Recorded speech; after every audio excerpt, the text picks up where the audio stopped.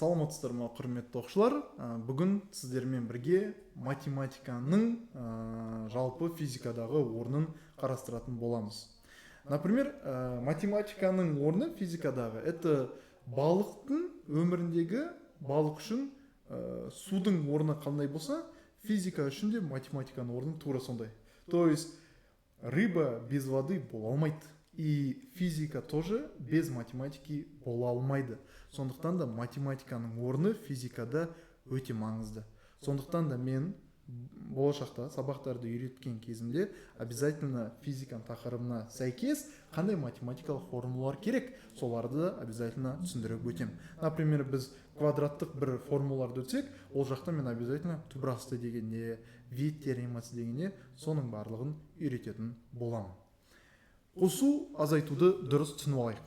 Яғни, егер де екеуі де плюс болып, 12-да плюс, 7-да плюс қосылатын болса, как обычно қосамыз? 19. 15 минус 6 9 болады, оны біз білеміз. Түрші классының тақырыбы, А вот минус 10 плюс 7 болса ше. Енді мына мысалға қарайтын болсақ, мынау плюс 15, плюс 15. Мынау минус 6. Әртүрлі таңба. Яғни 15 плюс 6 минус екеуінде әртүрлі таңба, сондықтан біз не істедік? Азайту жасаймыз. Плюс 15 минус 6 әртүрлі болғаннан кейін 15-тен 6-ны азайту 9 жасаймыз. Минус 10 плюс 7. Екеуінде әртүрлі, мынау минус 10, мынау плюс 7. Екеуінде әртүрлі таңба. Получается, біз оларды не жасаймыз? Біз оларды азайтамыз. Сонда получается, минус 10-ға плюс 7 береді бізге 10 минус 7-ның несін? Мәнін. Яғни 10 мен 7-ні азайтамыз, үлкеннен кішіні азайтамыз. Алдына қоятын таңбамыз екі санның қайсысы үлкен, соны қоямыз. Яғни 10, яғни ол 10 үлкен сан болғаннан 10 таңбасы минус, соответственно, мен аяққа не қоямын? Минусты қояды екенмін. Ал енді мынаған қарайық, минус 20 плюс 15. Әртүрлі таңба минус 20 плюс 15. Әртүрлі таңба азайтамыз. Неден азайтамыз? 20-дан азайтамыз 15-ті. Енді 20-дан 15 азайтсақ бізде 5 шығады. Алдына қандай таңба қоямыз? Қайсынан үлкен, соның таңбасын қоямыз. Яғни минусты қоямыз. И мына жақта да так. 10 минус 7 бізде так минус 3 шығады. Мына 20 минус 15 5, и бұл бізде минус 5 шығады. Не істедік? Әртүрлі таңба болған жағдайда қайсы бізде жаңағылай не? Таңбасы, то есть екі санды азайтамыз. И екі санды азайтқаннан кейін қайсы сан үлкен болса, сол үлкен санның таңбасын алады екенбіз. Например, 4 минус 10. 4-тен 10-ды азайтамыз, негізінде 4-тен 10-ды азайтамыз. Это означает 10-нан 4-ті азайт деген сөз ғой. Екеуі әртүрлі, вот плюс 4 и минус 10. Екеуі әртүрлі таңба, и оларды азайтамыз. 10-нан 4-ті азайтамыз. И одан бізде 6 шығады. И алдына мен минусты қоямын. Почему? Потому что оның саны үлкен болғаннан кейін біз оның таңбасын минусты қоямыз былай. И сонда бұдан бізде минус 6 шығады. 4 минус 10 бізге минус 6-ны береді. Например, плюс 10 минус 4 десем. Плюс 10 минус 4 десем. 10-нан 4-ті азайтам 6 шығады. Оның таңбасы плюс қой. Сондықтан да мен бұған плюсты қойып жатырмын. 5 минус минус 4. То есть 5 минус пен минус көбейтіліп плюсты беретін жаттап алайық. Минус пен минус көбейтіліп бізге нені береді? Плюсты береді. Сонда 5 плюс 4 болады. Ол бізге нені береді? 9-ды береді. Хорошо? Осы біздегі қосу азайтуды дұрыс түсіну логикасы. Дальше математикадағы керекті болған нәрсе ол дәреже. Дәрежелермен дұрыс жұмыс істей алу керекпіз да. Ертең мысалға ОБТ-да кездесіп, там кулон күші деген сияқты тақырыптар, или же молекулярлық физикада андай дәрежелер 10-ның 23 дәрежесі, көбейту 10-ның минус 3 дәрежесі, бөлу 10-ның минус 14 дәрежесі деген сияқты. Осындай моментте біз қиналып қалмас үшін нені жақсы білу керекпіз? Дәреженің формулаларын жақсы білу керекпіз. Дәрежелермен көп жұмыс жасау керекпіз. Яғни, итак, физикада біз дәрежелермен көп жұмыс жасаймыз, сондықтан дәрежелерді білу, олда не болып тұр? Жаңағы физиканы білгің келсе, дәрежелермен жақсы жұмыс жасау керек та. И сонда оған не кіреді? Аның 0 дәрежесі 1-ге тең. любой нәрсенің 0 дәрежесі 1-ді береді. Ол қандай кезде әдемі қолданылады? Аның, давайте қазір бір моментті түсіне алайық. Ладно, айта берейін. Аның минус 3 дәрежесі көбейтеміз аның 3 дәрежесіне. Это означает а минус 3 плюс 3. Екеуі бір-бірінен азайтылады да аның 0 дәрежесі болады. И это означает, что ол 1 болады. И бұдан біз сразу ертең ОБТ-да есеп кездесе бірдей дәрежелердің таңбалары әртүрлі болса, көбейтіліп тұрса, хоп деп сразу қысқарып жібере аламыз. И сонда осындай кезде бұл нәрсе маңызды болады да бізге. Сонда любой нәрсенің 0 дәрежесі береді 1-ді. Хорошо? Санның да 0 дәрежесі бізге 1-ді береді. Например, 5-дің 0 дәрежесі ол бізге 1-ді береді. Келесі, любой нәрсенің 1 дәрежесі сол санның өзі болады. Например, 10-ның 1 дәрежесі это бізде 10 өзі болады. 1-дің а дәрежесі, 1-дің любой дәрежесі 1-дің өзін береді.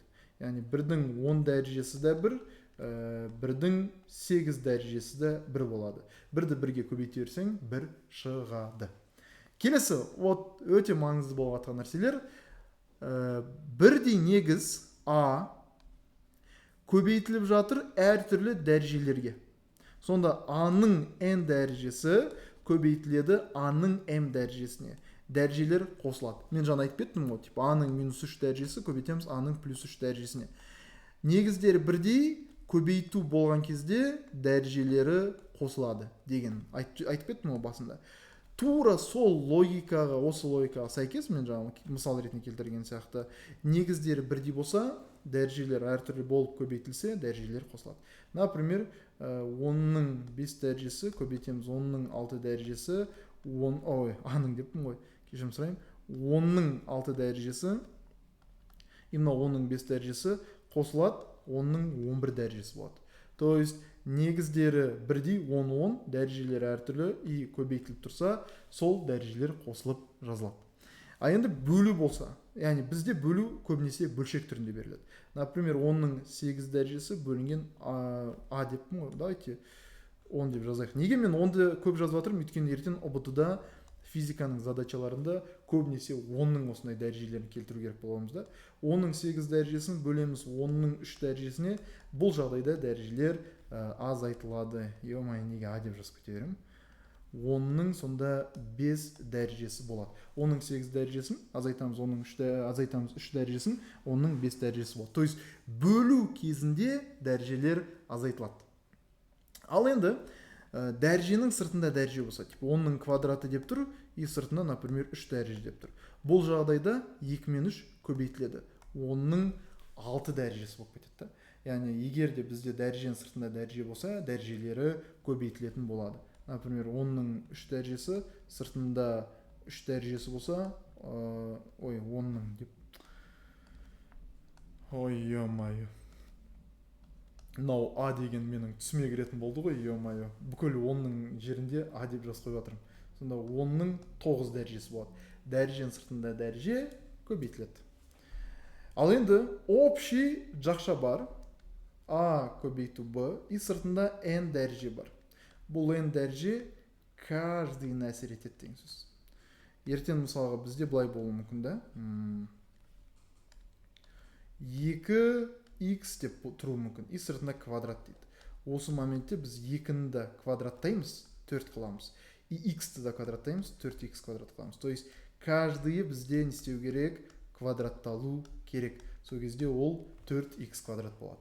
Яғни общий жақшада дәреже тұрса, ол дәреже не істейді? Обязательно каждыйына бару керек. Хорошо? Мысалға, ертең болады, например, 2v деп тұрады, например, и сыртында квадрат дейді. Так, бұл менде 2v квадрат болса, все, минус балл, все, бітті. Есеп сонымен тоқтата берсең, барайсың. Неге? Өйткені сен уже мына дәрежесінде қате алдың. Яғни 2v-ның квадраты дегеніміз, ол дәреже квадраты каждыйына барады. Сонда 4v квадрат болады. Хорошо? Енді тағынан аяқта айтылмай кеткен нәрсе, ол минус 1 дәреже. А-ның минус 1 дәрежесі. Оның мағынасы бөлшек бойынша орын ауыстырады. То есть, А-ның минус 1 дәрежесі дегеніміз, ол 1 бөлу А-ны білдіреді. Или же 1 бөлінген А-ның минус 1 дәрежесі, ол бізге нені білдіреді? аның плюс 1 дәрежесін білдіреді.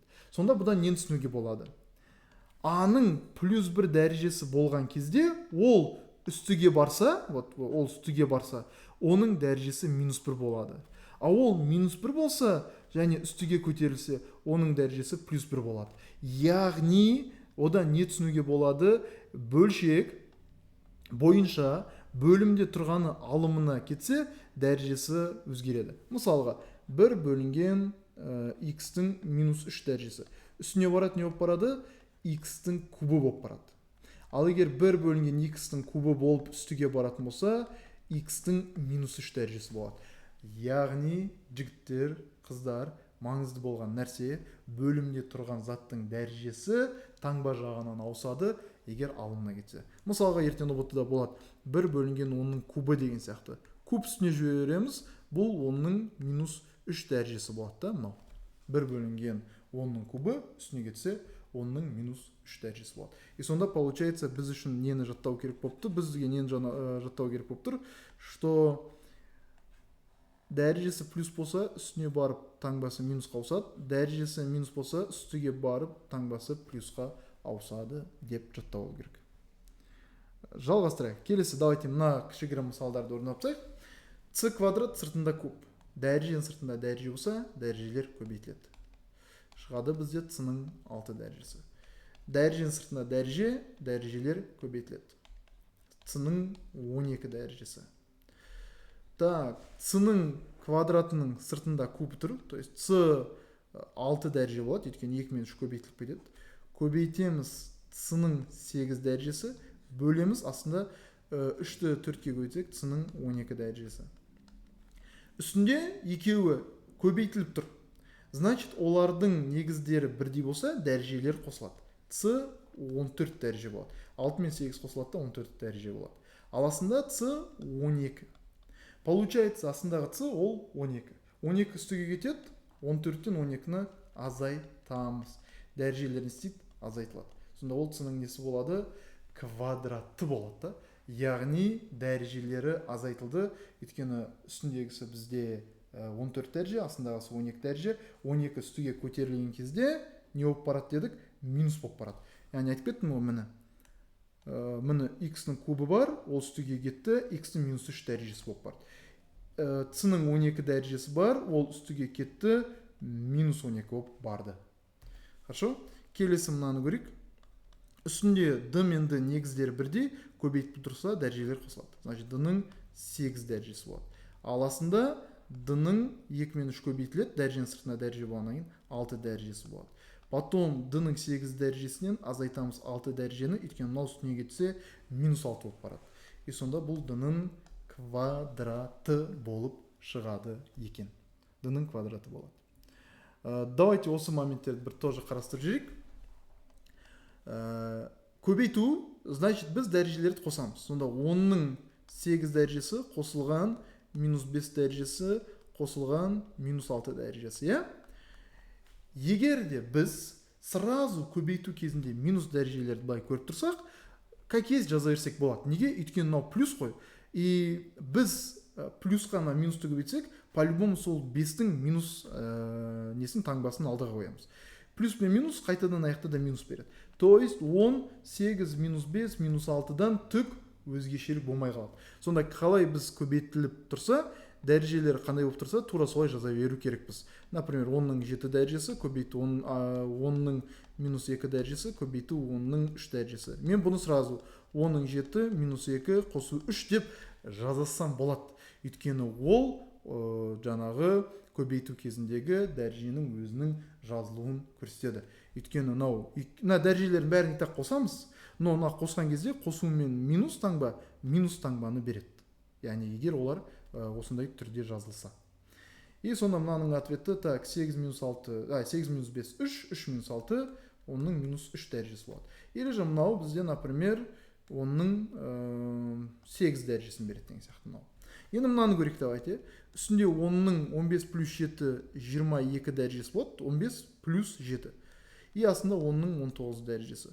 19 үстіге кетсе, минус 19 болып барады. Значит, 10-ның 22-сін азайтамыз 19 дәрежені.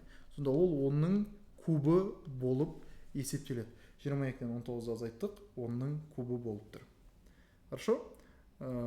Жалпы бізде математикаға қатысты ақпарат осындай. Математиканың орны физикада өте маңызды. Сондықтан да біз математикамызды да дұрыстап оқу керекпіз. Айтқанымдай, физика без математики — это как рыба без воды. То есть рыба не может без воды, и физика тоже не может без математики. Өте бір күшті мысал болды деп ойлаймын. Осыны ұмытпайық.